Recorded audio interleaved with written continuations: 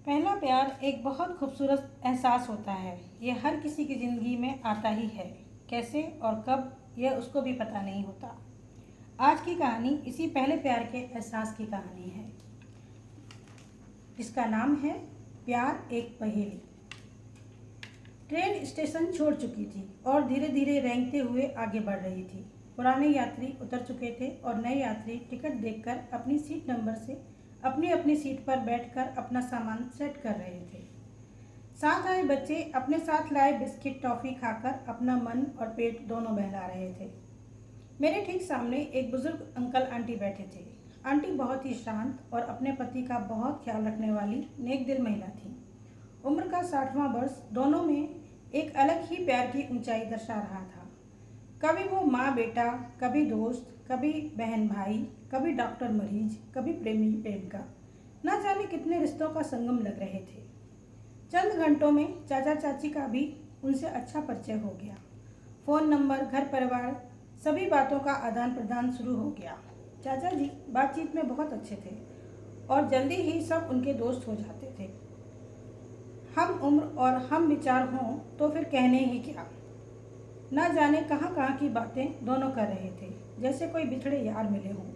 मैं ऊपर की बर्थ पर लेटी लेटी सब सुन रही थी। नींद तो आई नहीं। 18 साल की अल्लड़ सी उम्र और बड़ों के साथ का लंबा सफ़र अक्सर लड़कियां इधर उधर देखते और सबकी बातें सुनते ही गुजारती हैं। नहीं तो कोई मैगजीन के पन्ने पलटते। सफ़र में बोर ना हों इस कारण ट्रेन पर चढ़ते ही चाचा जी मैगजीन ले आए और मुझे थमा दी। शायद वो समझते थे कहीं मैं बोर ना महसूस करूं। रात भर ऊपर लेटे लेटे कुछ बोरियत सी होने लगी तो मैं उतर कर नीचे आ गई।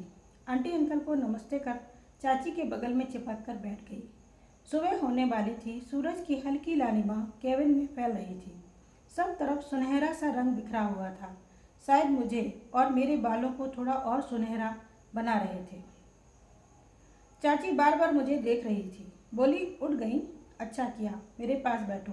अब चाचा थोड़ी देर आराम कर लें ऊपर वाली सीट पर। तुम फ्रेश हो जाओ, फिर हम चाय पीते हैं। ठीक है, मैंने हाँ में सिर हिलाया और मुंह धोने बाथरूम की तरफ चल पड़ी। लौट कर आई तो चाची चाय मंगा चुकी थी।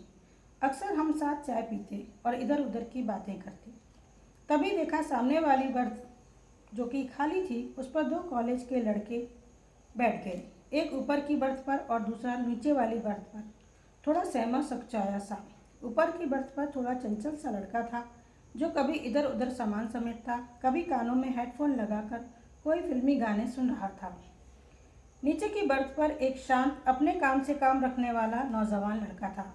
ना चाहते हुए भी नज़र उस तरफ जा रही थी और 2-1 बार आंख टकरा भी गई।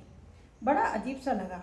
इस उम्र में आंखें टकराना भी कुछ और ही मायने ले लेता है, चाहे सामने वाला सिर्फ देखने के लिए ही क्यों न देख रहा हो। शुरू से ही आदत थी मेरी लोगों के पहनावे और उनके चाल ढाल से उनको समझने की, जिस कारण मैं अक्सर लोगों को देखती और मन में उनके परिवार, उनकी शिक्षा और रहन सहन विचारों का अनुमान लगाती। पता नहीं क्यों ये मुझे एक मनोरंजक खेल लगता और मैं अक्सर भूल जाती कि अब मैं 17-18 साल की एक लड़की हूँ, जिसका बार बार देखना किसी भी लड़के को कुछ असहज बना सकता है। वो कुछ और ही मतलब लगा सकता है। दोनों ही लड़के शायद दोस्त थे और एक ही कॉलेज के। बीच बीच में आपस में बातें करते और खाने पीने की चीज़ें शेयर करते। मैं सामने की बर्थ पर बैठी दोनों की गतिविधियों पर नज़र रखे चाची से बातों में मगन थी। पर थोड़ी ही देर बाद मुझे महसूस हुआ कि वो दोनों लड़के मुझे ही देख रहे हैं और मेरे देखने पर अपनी नज़रें चुरा रहे हैं। जो नीचे वाली बर्थ का लड़का है वो थोड़ा रहस्यमयी सा लगा। बस एक जगह सिमट कर बैठा, न कहीं जाता न कहीं आता, या तो अपनी किताब या खिड़की के बाहर देखता। मैं सोच रही थी, लगता है बहुत होशियार है, यह अपनी पढ़ाई पर बहुत ध्यान देता है, दिखने में अच्छा है और इसके साथ साथ शरीफ भी। बस यही वो गुण हैं जो लड़कियों को प्रभावित कर जाते हैं। ऊपर वाली बर्थ का लड़का भी अक्सर मुझे ही देखता हुआ लगता। मैं थोड़ा अजीब सा महसूस कर रही थी। तभी उसने अपना हेडफोन हटा दिया और टेप पर आशिकी के गाने थोड़ा लाउड बजाने लगा। दिल है कि मानता नहीं। बाकी यात्री भी गानों का मज़ा लेने लगे और हम भी। ट्रेन अपनी ही रफ्तार से चली जा रही थी। तभी चाचा जी नीचे उतरे और बोले, अगला स्टेशन अपना आने वाला है, सामान समेट लो। हम आउटर पर ही उतर जाएंगे, वहाँ से घर भी पास है। मैं और चाची बिखरा सामान समेटने लगे ताकि उतरने में देर न हो। मेरी नज़र उन दोनों लड़कों पर पड़ी। वो थोड़ा उदास लग रहे थे। गाना भी अब धीमा ही बज रहा था। नीचे की बर्थ पर बैठा शांत सा दिखने वाला शख्स पैर की उंगली से फर्श पर कुछ लिख रहा था। पहले तो मैंने ध्यान न दिया, फिर पता नहीं क्यों कौतूहल बस उस तरफ ध्यान चला गया। थोड़ी देर बाद समझने पर पता चला, अरे यह तो आई लव यू लिख रहा है। पर किसके लिए? यहाँ तो कोई नहीं। देखा चाचा जी भी वही देख रहे थे। मैं एकदम सकते में आ गई। बहुत शर्मिंदगी महसूस हुई। यह कैसा पागल इंसान है जो दो एक बार आंख टकरा जाने को प्यार समझ बैठा है। यह कोई प्यार थोड़े ही है। चाचा जी क्या सोच रहे होंगे मेरे बारे में? अचानक एक क्रोध और घृणा का भाव चेहरे को लाल कर चुका था। मैंने उसकी तरफ घूर कर देखा और घृणा से अपना मुंह मोड़ लिया। आगे के 20 मिनट जब तक ट्रेन रुकी रही बहुत मुश्किल हो रहे थे। न जाने कौन सा अपराध भाव घिर चुका था। ऐसे कैसे किसी की हिम्मत हो सकती है जो अपने प्यार का यूं इजहार कर रहा? कैसी बेहूदगी है ये! क्या यह प्यार है? इस शख्स ने तो मुझे अपनी ही नज़र में गिरा दिया। क्या एक लड़की का किसी लड़के को देखना सिर्फ प्यार का सिग्नल है? दोस्ती, कौतूहलवश भी तो कोई देख सकता है। ऊपर की तरफ नजर गई तो वो भी हमें ही देख रहा था, पर शायद चेहरे के भाव से समझ गया ऐसा कुछ नहीं। एक मंद मुस्कान के साथ वो अपने दोस्त की तरफ देख रहा था, मानो कह रहा हो, नहीं दोस्त, यहाँ तेरी दाल नहीं गली। हमारा स्टेशन आ चुका था और मैं सामान उतारने में मदद करने लगी। हम नीचे उतरकर अपने ऑटो में बैठने वाले थे, तभी पीछे मुड़कर उस नीचे वाली बर्थ के शख्स को देखने का मन हुआ। यह मेरी ज़िंदगी का पहला प्यार का इजहार जो था। वो उदास आंखों से इधर ही देख रहा था। उसके हाथ में स्टिक थी जिसकी मदद से वो खुद को खड़ा कर रहा था। ओह, तो ये शख्स विकलांग था। यह अपनी छड़ी छुपा रहा था मुझसे, जो मैं कुछ और ही समझ रही थी। और अब यह सोच रहा होगा, मुझ जैसे विकलांग से कोई लड़की क्यों प्यार करेगी? मैं कहाँ इसके काबिल? और वो ऊपर वाली बेंच का इसका दोस्त, वो क्यों मुस्कुरा रहा था? शायद वो सोच रहा था मेरे विकलांग दोस्त को तो प्यार हुआ, पर बेचारा फिर मात खा गया।